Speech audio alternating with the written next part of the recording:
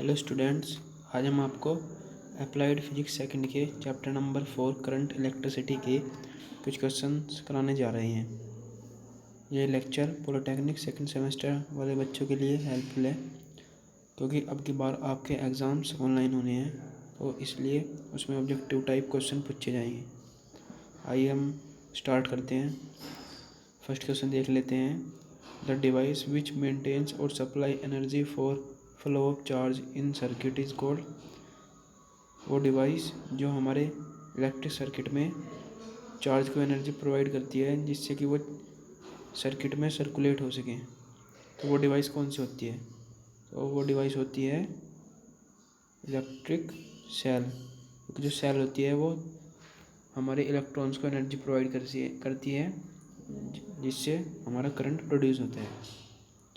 आइए अब हम सेकंड क्वेश्चन देख लेते हैं।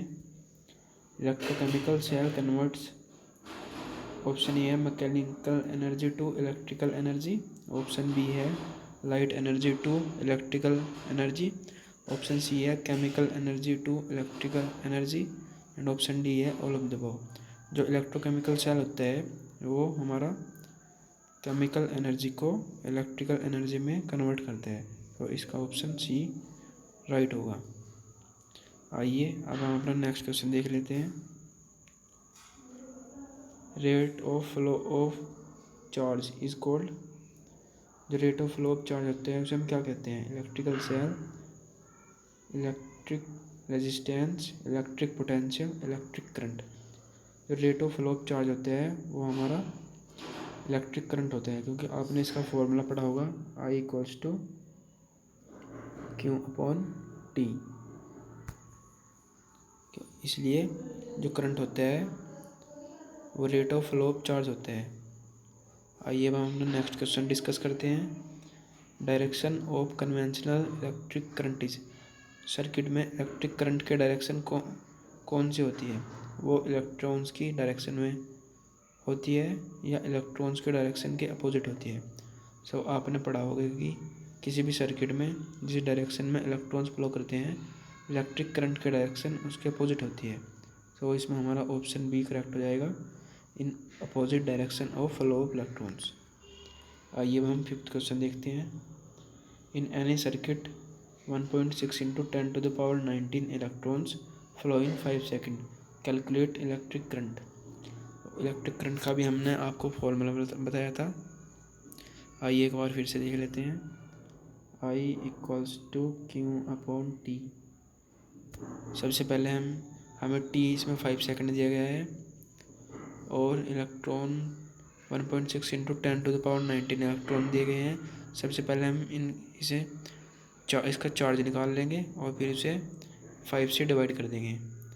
इसका चार्ज निकालने के लिए हमें इसे 1.6 इंटू 10⁻19 को 1.6 इंटू 10⁻19 से ही मल्टीप्लाई करनी पड़ेगी, जब हमारा इलेक्ट्रॉन्स कॉलम में इंटरचेंज हो जाएगा और हम अपना आंसर निकाल लेंगे। इसका आंसर आएगा हमारा, जब आप सोल्व कर लोगे, ऑप्शन डी। हम देखते हैं अपना sixth question. Which electrochemical cell can be recharged. ऐसा कौन सा इलेक्ट्रोकेमिकल सेल होता है जिसे हम दोबारा रिचार्ज कर सकते हैं? वो उस सेल का नाम होता है सेकेंडरी सेल, क्योंकि जो हमारा सेकेंडरी सेल होता है उसे हम दोबारा रिचार्ज कर सकते हैं, प्राइमरी सेल को हम रिचार्ज नहीं कर सकते, इसलिए ऑप्शन बी इसका करेक्ट है। एंड सेवन्थ क्वेश्चन है, what is EMF, electromotive force of a cell. EMF क्या होता है? EMF is not a force. ये भी ऑप्शन करेक्ट है। जो हमारा EMF होता है वो फोर्स नहीं होता है, option B. It is a energy given to unit charge by cell to flow in circuit, ये भी हमारा करेक्ट है। ऑप्शन सी होता है it is potential difference between electrodes of cell when no current drawn from cell, ये भी हमारा option सही है, तो इसका हमारा ऑप्शन हो जाएगा option D.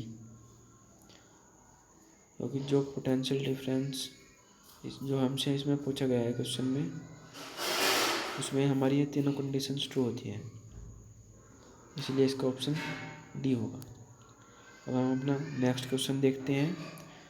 What is terminal potential difference of a cell.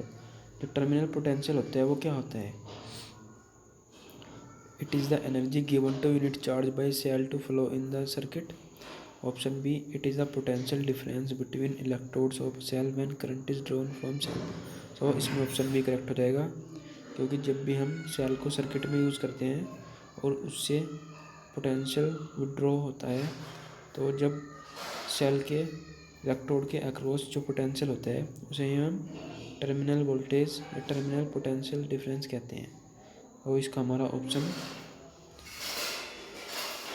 Option B correct हो जाएगा। आइए हम अपना नेक्स्ट क्वेश्चन देखते हैं।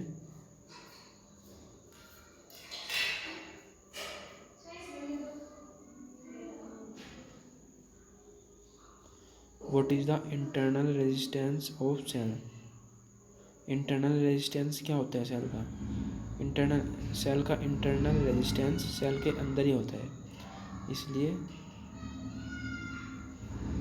इसका हमारा ऑप्शन ए करेक्ट होगा। This is resistance within a cell. ये रेजिस्टेंस हमारा सेल के अंदर होता है, इसलिए ये हमारा ऑप्शन ए इसमें करेक्ट हो जाएगा। हम देखते हैं अपना next question. Internal resistance R of a ideal cell. Ideal cell के लिए इंटरनल रेजिस्टेंस की वैल्यू 0 होती है, तो हम इसमें हमारा ऑप्शन ए करेक्ट होगा। अब हम अपना 11th क्वेश्चन देखते हैं। What is true about Ohm's law. Ohm's law के लिए इसमें हमें बताना है कौन कौन से ऑप्शन हमारे ट्रू हैं। वैलिड फॉर कंडक्टर्स ओनली, ये ऑप्शन भी इसका ट्रू है, क्योंकि जो ओम्स लॉ होता है वो कंडक्टर के लिए वैलिड होता है। If physical condition of a conductor are constant then current in conductor is proportional to voltage across conductor.